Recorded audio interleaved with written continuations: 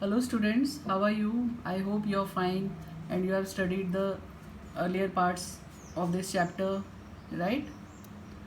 So, in those parts, we have seen that only few substances in the nature are pure and there are many impure substances, or we call them as mixtures. But sometimes we need to separate the components of a mixture so that we can use them in a better way, right? So in this video we are going to see some methods of separation of components of a mixture.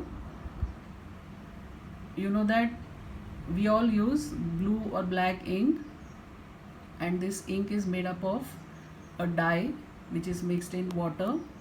If we want to obtain this colored component or dye from the mixture, then how can we obtain it?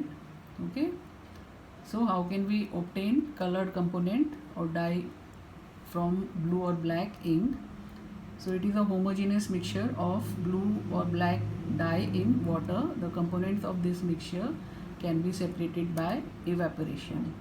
If we evaporate this mixture, water will get evaporated and we'll get the colored component or the dye. Okay, now this is the setup for separating the dye from ink or water. So evaporation. So here we use a water bath. We do not directly heat this ink because it may decompose the ink, right? So here we use a water bath. We take water here, we heat it, and due to its heat this ink gets heated and water from this ink gets evaporated. What is left behind is the dye, right? So this evaporation can be used to separate dye colored components from the mixture, right? Next process we'll see how can we separate cream from milk. So this method is known as centrifugation. You might be familiar with this, right? So its principle is when a mixture is rotated on a high speed, the lighter particles stay on the surface of the liquid while the heavier or denser particles are forced to the bottom of the liquid. Okay, so when it is rotated at a high speed, then lighter particles stay on the surface whereas the heavier particles will settle down, so they get separated. This is used when the particles which are dissolved are very small in size. They cannot be separated by simple filtration, so there we use this method. And device which is used is known as a centrifugation machine. Here you can see a centrifugation machine. Here some spaces are provided in which we place the solution in test tubes, and it works on electricity. And here manually also we can rotate it using this lever.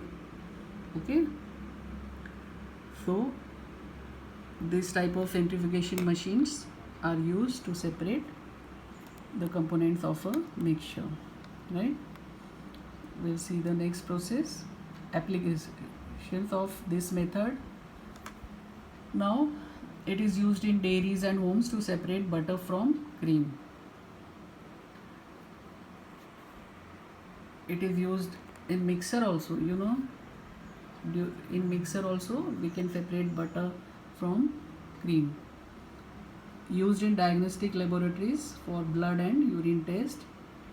In laboratories also it is used, and used in washing machines to squeeze out water from wet clothes, and also in industries and laboratories to separate suspended impurities from liquids. Suspended impurities which do not get settled down, so they are centrifugation is used to separate those impurities. Okay, now this is the next method. How can we separate a mixture of two immiscible liquids? immiscible liquids means which do not mix with each other. So here we can use a separating funnel. What is the principle of this method? That immiscible liquids, they separate out in layers depending on their densities. So the denser one goes down and the less denser it stays up. Okay, so in this way we can separate this. The device used is known as a separating funnel. This is the picture of a separating funnel. Oil and water, a mixture of oil and water can be separated. Oil, which is less denser, goes up, remains on the top, and water is down, it forms the lower level, and there is a knob, tap, we can open it and we can separate the two components, right? Now applications of this method: we can separate oil and water from the mixture. Then in the extraction of iron from its ore, the lighter slag is removed. Slag means it contains all the impurities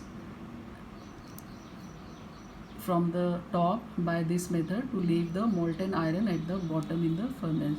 So lighter slag particle remains on the top and heavier molten iron in the melted form goes down. So we can separate it by this method. Okay, so we'll learn some other methods in the next few videos. Stay home, stay safe, and keep learning.